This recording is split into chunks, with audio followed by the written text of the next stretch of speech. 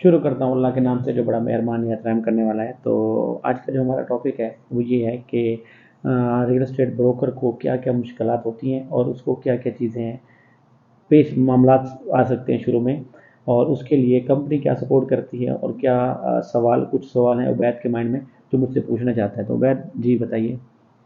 मेरा नाम हाफिज़ उबैदुल्ला है। मैं इनलाइटन प्रॉपर्टी में सर के ज़रिए से आया हूँ। तो सर मैं आपसे कुछ क्वेश्चन करना चाह रहा हूँ। क्लोजिंग कैसे की जाए? रियल एस्टेट में देखें, सबसे जो मेन चीज़ होती है रियल एस्टेट में, आप 99% तो काम कर लेते हैं। आपने प्रॉपर्टी भी ढूंढ ली, आपने क्लाइंट भी ढूंढ लिया, लेकिन आपसे क्लोजिंग पे जाके मामला पेश आते हैं, जिस पे आप क्लोजिंग काफ़ी बंदे जाके क्लोजिंग डील बैक हो जाती है मोस्टली। यार मेरी डील बैक होगी, यार मेरी डील बैक होगी, क्योंकि आपको क्लोजिंग ही मेन चीज़ होती है ना। 99% तो हर बंदा काम कर रहा होता है, बेचारा आता है, क्लाइंट भी दिखा देता है सब, लेकिन उसको समझ नहीं आ रही होती क्या करना है। फर्स्ट ऑफ ऑल, जो आपको प्राइस ओनर ने बतानी है, लेट्स से ओनर ने बताया मेरी प्राइस 100K है, ओके है, आपने वही प्राइस क्लाइंट को कोट करनी है। What ever the same. Market आप एंड बिल्कुल सेम, सेम।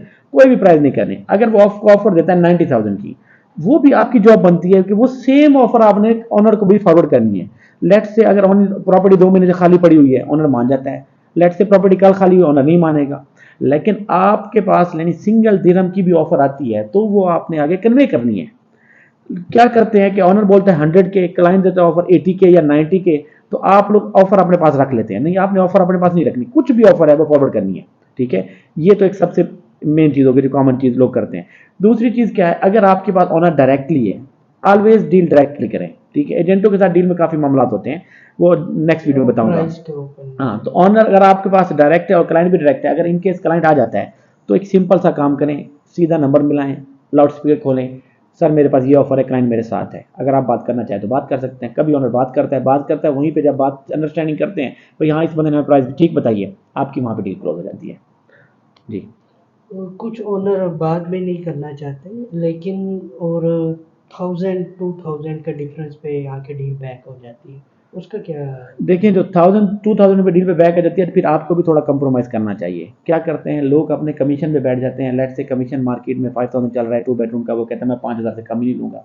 तो भाई मेरे सबसे पहले तो क्लोजिंग पे फोकस करो, क्लोजिंग होगी तो पैसे आएंगे ना, something is better than nothing. तो आप क्या करते हैं, अगर इनकेस ऑनर भी नहीं मान रहा, क्लाइंट भी नहीं मान रहा, सर मेरा कमीशन 5000 है, आप 4000 कर लें, 4000 3000 कर लो, 1000 उसको छोड़ो, 1000 उसको छोड़ो, आपकी डील क्लोज हो जाएगी। फोकस ऑन क्लोजिंग, क्योंकि जितनी आप क्लोजिंग करेंगे उतना आपको मोटिवेशन मिलेगी, उतनी आपको मोटिवेशन मिलेगी उतनी आप ज़्यादा क्लोजिंग करेंगे।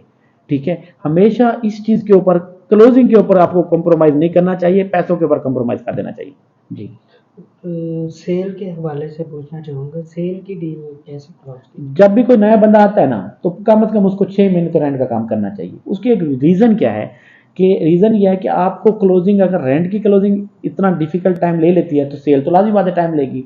फर्स्ट ऑफ ऑल, आप रेंट की 6 महीने के अंदर 100 से ऊपर डीलें करें, और ये पॉसिबल इम्पॉसिबल नहीं है। मैंने एक महीने में 50 डीलें भी की हुई हैं। तो रेंट की जब आप 100 से ऊपर डीलें करेंगे तो वो 100 आपके कस्टमर भी हो जाएंगे, 100 आपके ऑनर भी हो जाएंगे। वही आपके कल को बायर है, वही आपके कल को सेलर है। ठीक है। दूसरी चीज़ क्या है कि जब 6 महीने आप रेंट का कर लेंगे, आपको पता होगा किससे कैसे बात करनी है, डॉक्यूमेंटेशन क्या रिक्वायर्ड है, कि इजारी कैसे करवानी है, मूव इन कैसे करवाना है। कोई रेंट का काम ये तो नहीं है कि आपने दिखाया, आपने कॉन्ट्रैक्ट बनाया और वो कराया। आपका काम है, अगर आपने ऑनर सिक्योर करने हैं तो आप उनको मूव इन करवाएं एट द टाइम, उसके बाद उनसे आप गूगल रिव्यू लें। अगर आप गूगल रिव्यू ले लेते हैं, इट्स मीन आपने उनको अच्छी सर्विस दी है, और हमारा काम ही, हम पैसे चार्ज करते हैं तो हमें उनको सर्विस देनी चाहिए। तो फर्स्ट रेंट का काम स्टार्ट करें, 6 महीने के बाद फिर अपने लाइन मैनेजर के साथ बैठे, उसे सर मैंने सेल का काम स्टार्ट करना है। ठीक है ना, फिर आप साथ में ऐसा ऐसा सेल का काम स्टार्ट करें। लेकिन जिस टाइम सेल का करना है, विद इन 1 मंथ देख के उसके बाद रेंट को छोड़ना है, फिर सेल का काम स्टार्ट करना है। हम लोग रेंट और सेल को मिक्सअप करते हैं, क्योंकि जब रेंट का क्लाइंट आता है हमें पता है ये फास्ट मनी, हम उसके पीछे भागते हैं, हम सेल को छोड़ देते हैं। जब रेंट का करना है तो फिर रेंट का करना है, जब सेल का करना है फिर सेल का करना है। क्योंकि सेल की एक डील आपको 50,000 देती है, रेंट की आपकी 50 डीलें आपको 50,000 देती है।